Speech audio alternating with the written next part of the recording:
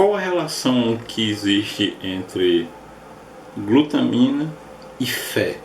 Mas aí você pensa consigo, eu nem sei o que é glutamina, como é que eu vou saber qual é a relação entre ela e a fé?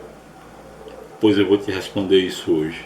Eu sou o professor Paulo Candeia e eu vou te levar para uma viagem até um conhecimento que você precisa ter. Vamos lá?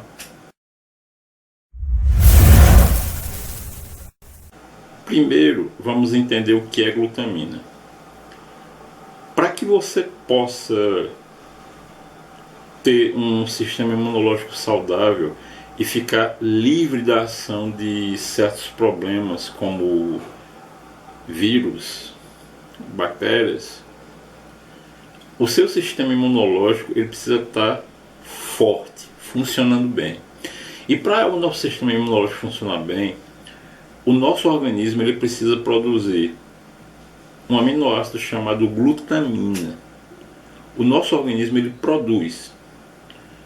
Porém, existem situações em que a queda na produção da glutamina pelo organismo faz com que a pessoa adoeça. Na realidade, existe uma regrinha que eu acho que vai ser muito interessante vocês conhecerem. Eu já falei dela outras vezes aqui no canal. E essa regrinha ela diz o seguinte: sistema imunológico forte, glutamina alta.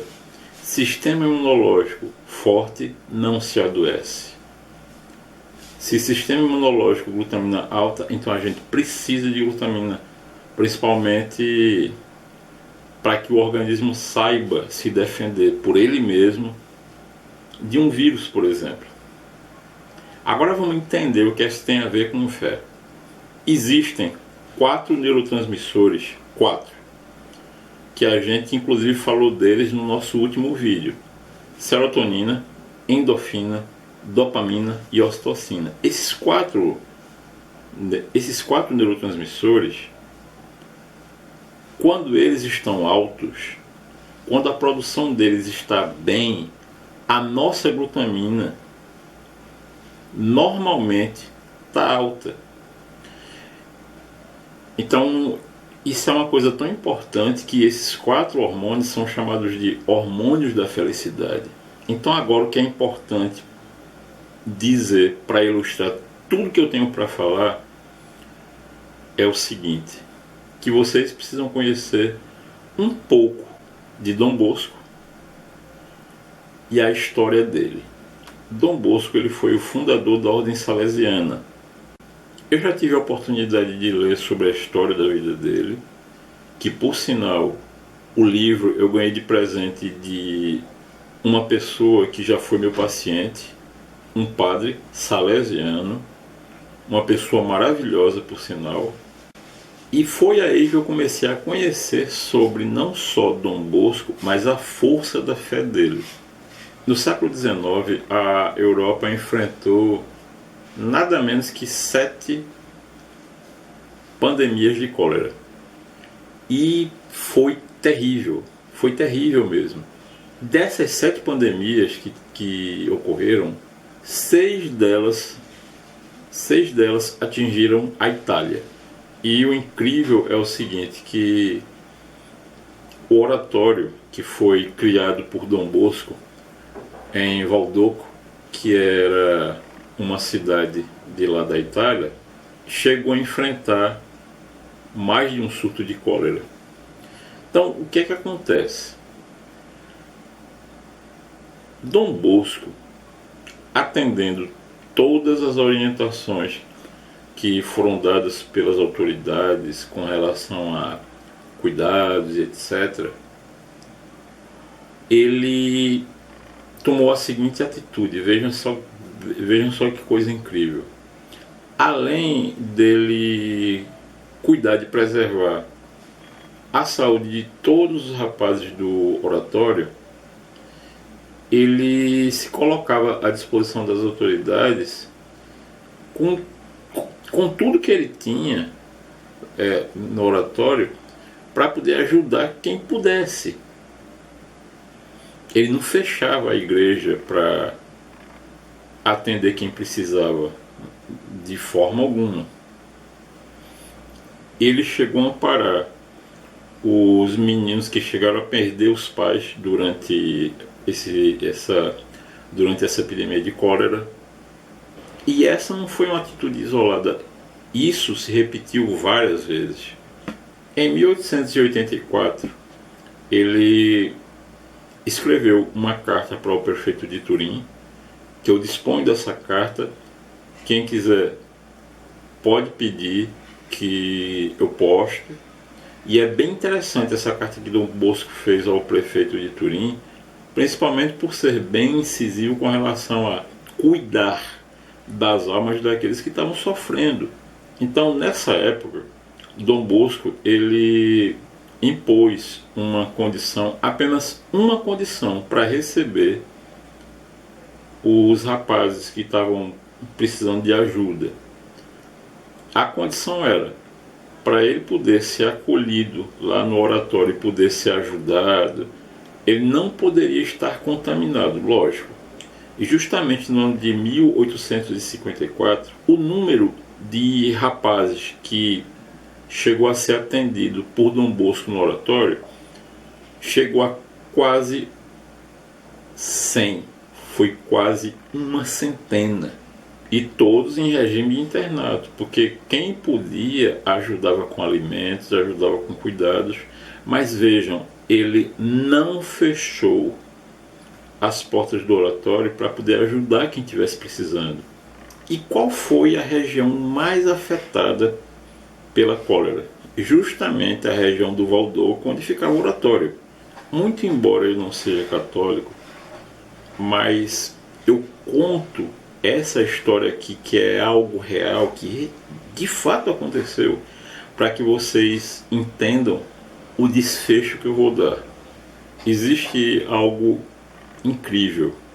Todos os estudos que foram feitos até hoje com pessoas de fé, realmente de fé, como Dom Bosco, foi verificado o seguinte, que os níveis de neurotransmissores, como aqueles 4 hormônios da felicidade, era tão alto que a glutamina chegava a um determinado ponto que era sempre alta.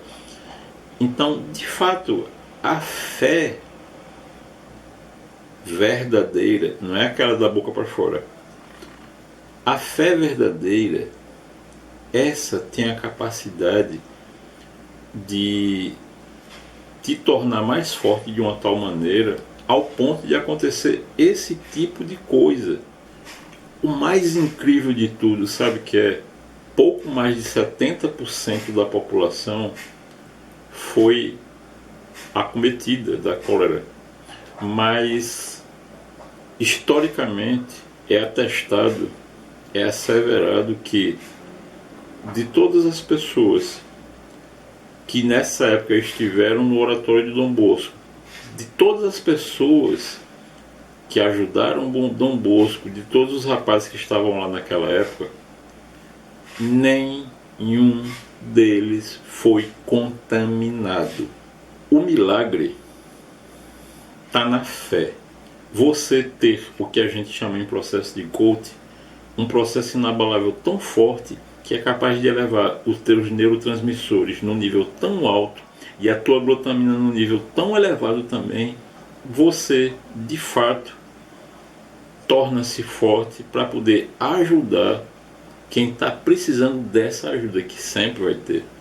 Estava eu hoje conversando com o meu pai e nós estávamos nos lamentando que hoje não existem mais pessoas como Dom Bosco. Não apenas sacerdotes de fato como ele, mas homens de uma maneira geral. Então o importante é ajude a quem precisa verdadeiramente.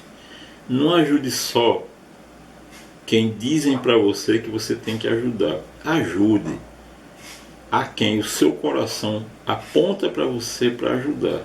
E fé, segundo diz a Bíblia, ela tem que ser praticada. A fé, ela não surge assim. A fé deve ser praticada. Dom Bosco, com esses garotos que ele ajudava no oratório, ele conseguia isso porque ele praticava a fé. Praticar a fé não é você ir todo domingo para a igreja tendo cometido um monte de barbaridades durante a semana.